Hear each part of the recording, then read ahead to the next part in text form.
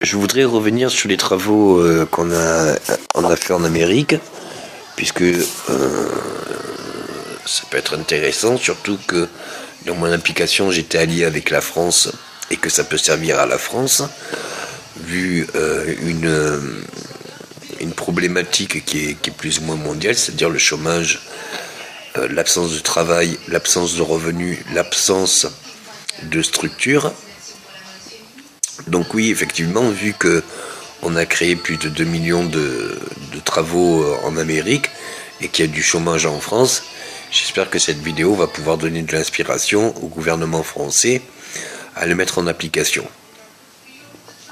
Donc, pour tous ceux qui critiqueraient Monsanto, tout ça, à l'époque, on n'avait pas décodé encore tout le système du cercle de la vie, le cercle biologique de la vie, et qui fait qu'on a utilisé des antiseptiques et des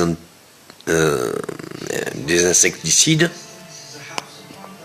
pour, bien avec du recul, on se dit juste pour l'esthétique des produits, car justement, quand les insectes mangent les fruits et légumes, finalement, à part l'esthétique, un coup de couteau et le légume est pas perdu. Enfin, dans les années 80, les légumes étaient plus ou moins abîmés, mais ils étaient comestibles. Et comme c'était des graines naturelles, du coup, ils avaient meilleur goût. Enfin, il y avait plus de différence entre les pas mûrs acides et les très mûrs savoureux, qui avaient mûri au soleil. Et c'est vrai qu'avec du recul, on peut se rendre compte que même si ça a une belle esthétique et un goût commun, eh bien, on perd de sa saveur, on perd de beaucoup de fonctions dans les terrains, ils sont moins nobles, enfin, il y a beaucoup plus de complications à appliquer toutes ces normes européennes ou autres, parce que ça détruit les sols, ça détruit tout le microsystème, et ça détruit toute la production de ce fait.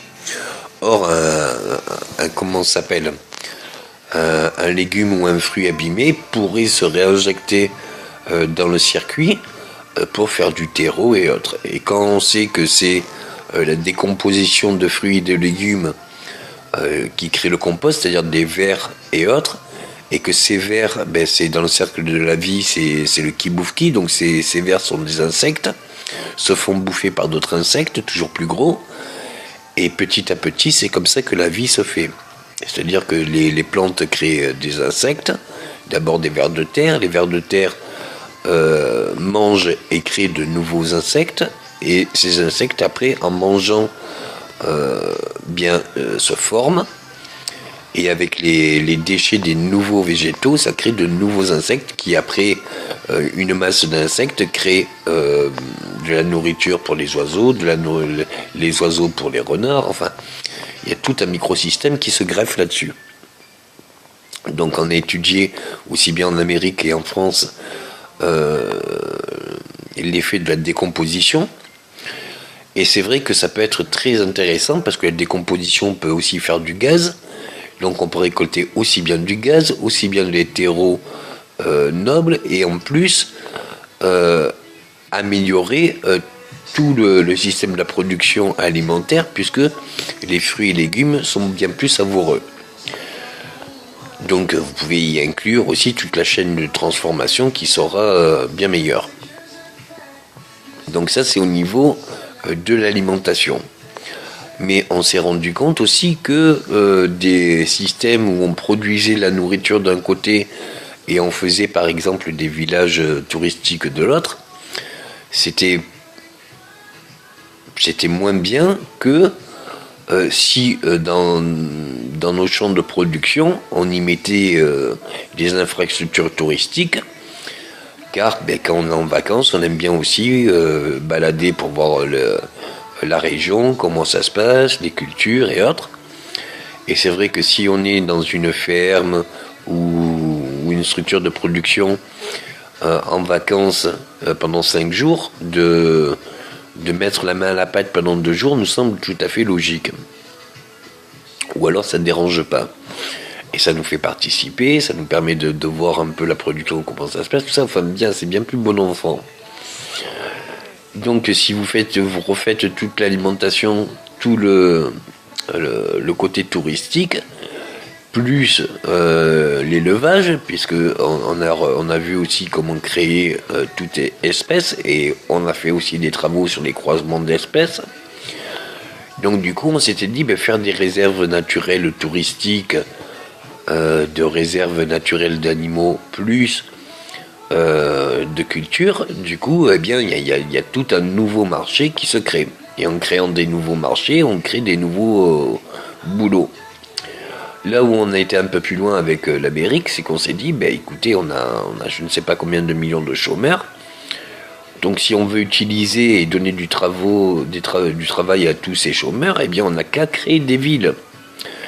Et là où c'est intéressant, c'est que c'est vrai que pour créer une ville, il faut beaucoup de personnes. Et ça crée beaucoup de boulot.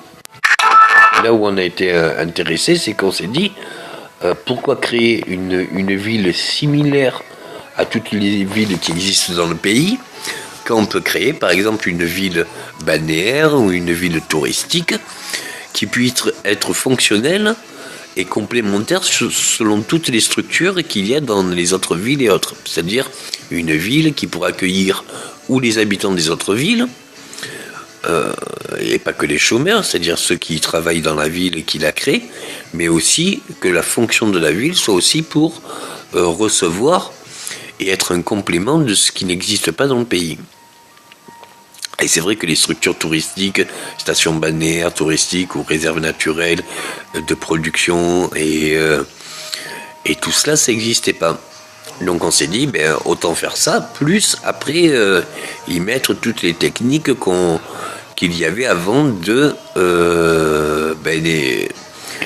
les sciences ancestrales pour la médecine, puisqu'on s'est rendu compte que alors c'est un peu complexe, mais les matériaux conducteurs, c'est-à-dire le quartz, le fer, enfin tous les matériaux conducteurs, restituer l'énergie. Alors qu'on a travaillé sur les énergies, on s'est rendu compte que on pouvait plus ou moins tout guérir grâce à l'énergie.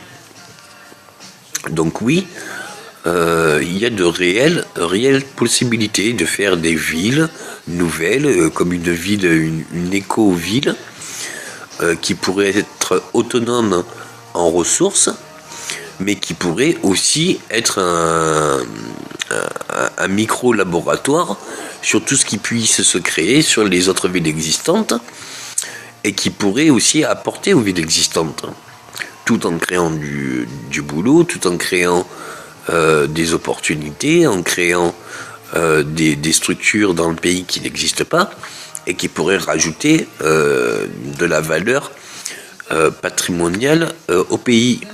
Donc là où on est arrivé, c'est qu'on s'est dit surtout quelles sont les plus grandes richesses d'un pays autre que le patrimoine. Et c'est là qu'on s'est dit que finalement, si on investit les chômeurs du pays à créer des nouvelles richesses dans le patrimoine, c'est des richesses pour demain, et pour aujourd'hui, c'est des richesses aussi. Donc voilà, tout cela, ça se peut avec aussi le contrôle de l'eau, avec des barrages, des lacs naturels, des bassins naturels. On peut faire les cultures de tous les végétaux, tous les élevages et les croisements d'élevage, plus les cultures de poissons, donc des réserves naturelles. Et puis si vous cultivez, vous faites de l'élevage naturel, dans des réserves naturelles, du coup même les animaux n'auront plus du tout le même goût et la même vie, ça sera des élevages bio. Et on peut profiter des animaux pendant leur vivant en allant les voir, en étant dans ces stations de micro-villes, mais aussi on peut en profiter après leur mort pour les intégrer dans un circuit plus, industriel de transformation. Donc voilà, c'est le cercle gagnant-gagnant. Et tout cela se démarre avec juste une réflexion sur le compost. Et quand on sait que le compost peut faire aussi du gaz et que c'est la fermentation du gaz, enfin la fermentation des végétaux qui forment du gaz, du coup on s'est dit, la fermentation avec l'alcool, nous on le fait avec le sucre. Donc mettre du sucre pour accélérer la fermentation, on a créé de nouveaux gaz, donc de nouvelles applications. Et quand on a vu que la matière, la terre et autres, par le feu ou par fusion ou autre, pouvaient créer des nouveaux alliages ou des nouveaux matériaux, donc du coup on s'est dit, il y a une pleine réjouissance pour tous les nouvelles matières qui n'existent pas et qui auraient de nouvelles applications. Et c'est là qu'on s'est rendu compte aussi qu'au-delà des matières qui pourraient être utilisées en faisant des exploitations minières ou autres, remettre cela, on s'est rendu compte que il y avait une masse inconsidérable de matières premières et qui partaient à la poubelle et qui n'étaient pas recyclées. Donc on s'est dit, il faut recycler toutes les matières premières et tous les déchets pour récupérer la matière première. Et c'est là qu'on s'est rendu compte, pas mal, que les matières premières et autres, oui, on recyclait pas assez, que ça pouvait se faire, et qu'il y avait de l'argent à faire parce que c'est fou ce qu'on jette, c'est fou ce qui était perdu à la poubelle dans des centres de déchetterie et autres, et qui ne servait pas, et que là, ça ramène de l'argent. Donc voilà, c'est de nouvelles consciences pour apporter de nouvelles solutions et qui peuvent vraiment aider à chaque niveau une société, un pays. Et j'espère que les gouvernements prendront en note, car c'est des réelles solutions qui peuvent être apportées pour chacun de nous et qui peuvent apporter à tous. Merci.